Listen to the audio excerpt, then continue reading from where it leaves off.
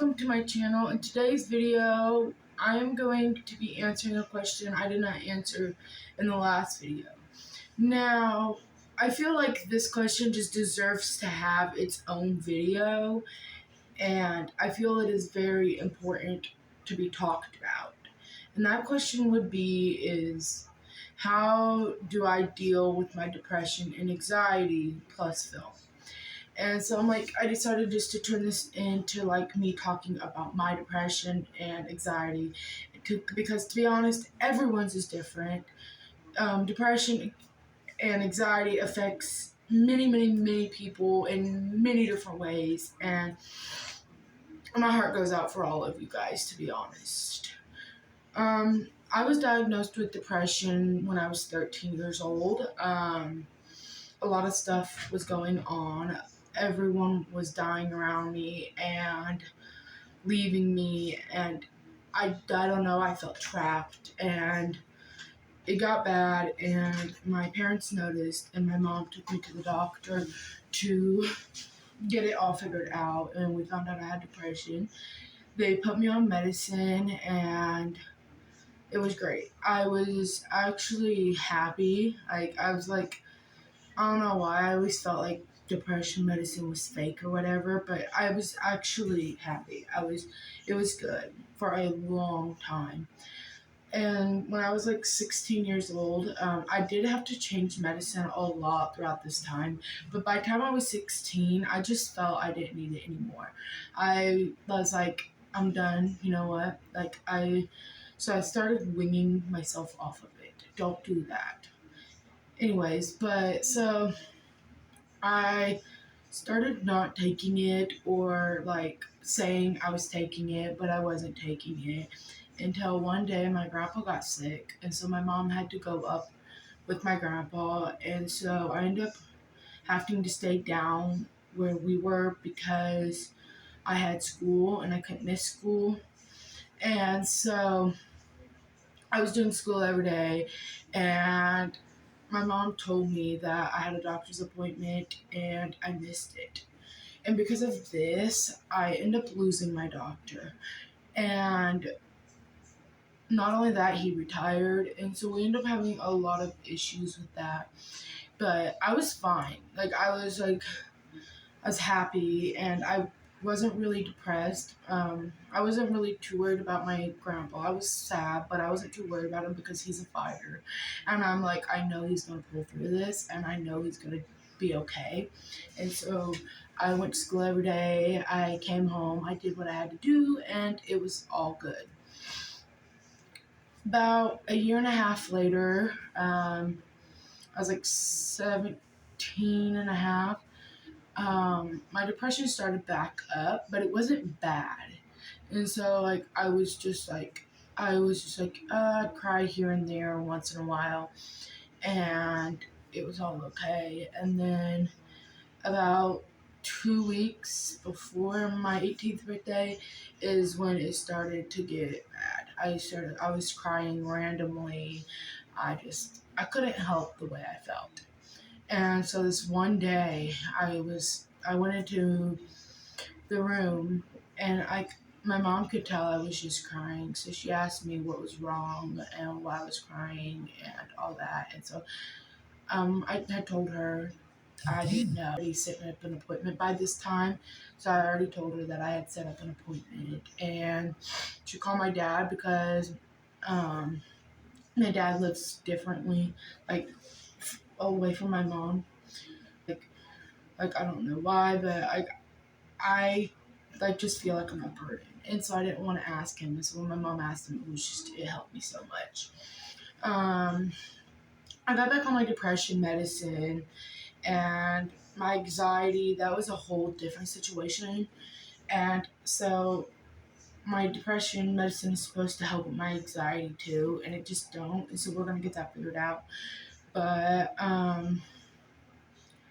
to be honest, I don't think that my depression is going to affect filming. I do get those days where I just can't get out of bed, and I want to sleep all day and all that, but I then realized that I have to get up and I gotta help people because of what I do. I go out and help elderly people. So I'm like, I gotta get up. And so every day I have motivation from like getting up, going and helping people, making sure I film every day. And it's honestly great.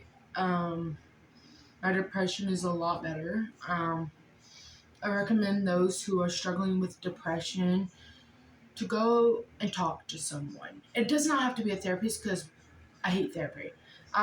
If you guys like therapy, good for you guys. But personally, I do not like therapy. Like I just prefer to talk to my friends and my family. I don't like going and talking to someone because they just make me feel like it's my fault. And my family doesn't do that. And so that's why I recently like my family, but I recommend like going and talking to someone and asking for help. Like just because you feel like a burden and you don't want to bug someone else with your problems, or you feel your problems are not as significant as other people's problems, they are. They're just as important. You are as important as everyone else. And like if you don't believe that, just know that there are other people out there dealing with what you're dealing with, and they will be there for you. If you guys ever just want to sit there and like talk to someone where you actually like need to talk to someone but you have no one to talk to, go ahead and hit me up. Find my TikTok, find my sister's TikTok. She'll also be good help. Comment down below, like give me your Snapchat or something, and I will sit there and we can talk. And another thing I got asked is, why do I continue to post even though I'm not getting any subscribers? Now, for one, the last YouTube I got 308 subscribers in 2 months. So I'm like, that's one thing. But another thing is I personally, even if I just have one person watching my videos, be and like being happy and being able to communicate, or just being able to watch my videos, I will continue. That is a promise to all of you guys. One person, as long as one person is watching my videos, I will try my best to continue and to post and to do whatever I need to do. And one day, I'm hoping that if I get big enough, I'll be able to go on tour and see all these people who are following me and subscribing. So that's in the far, far future, though. But I just wanted to come on here and talk about my depression and my anxiety and tell you guys that you can do it. Just because you got depression and anxiety, it does not mean that you can't get up and make something with your life. I get that some days you're going to feel down and you're going to feel worthless and you're going to feel like you don't have no one. But there will always be someone there who will be willing to sit up all night with you and talk to you while you just cry your eyes out. There will always be that one person who's willing to sacrifice their time for you. And sometimes I know that you don't see that. When I was 13, I didn't see that. I didn't see how great of a family I had. I thought the world hated me, and I didn't know what I was going to do or what I was doing. And then once you realize that you have those people, it might not be family, you might not have family, but you might have friends. And if you don't have a friend or a family, maybe reach out to a therapist or find a doctor, or just find that one person. Go online and see if you can find someone who'd be willing to talk to you, but not creeps. Watch out for that. But like find people that have depression and talk to you, and you could talk to them about your depression. Like videos like this, everyone with videos like this, 10 to 1 they are there and they are rooting for you and they're wanting you to talk to them. So you can do it. I love you guys.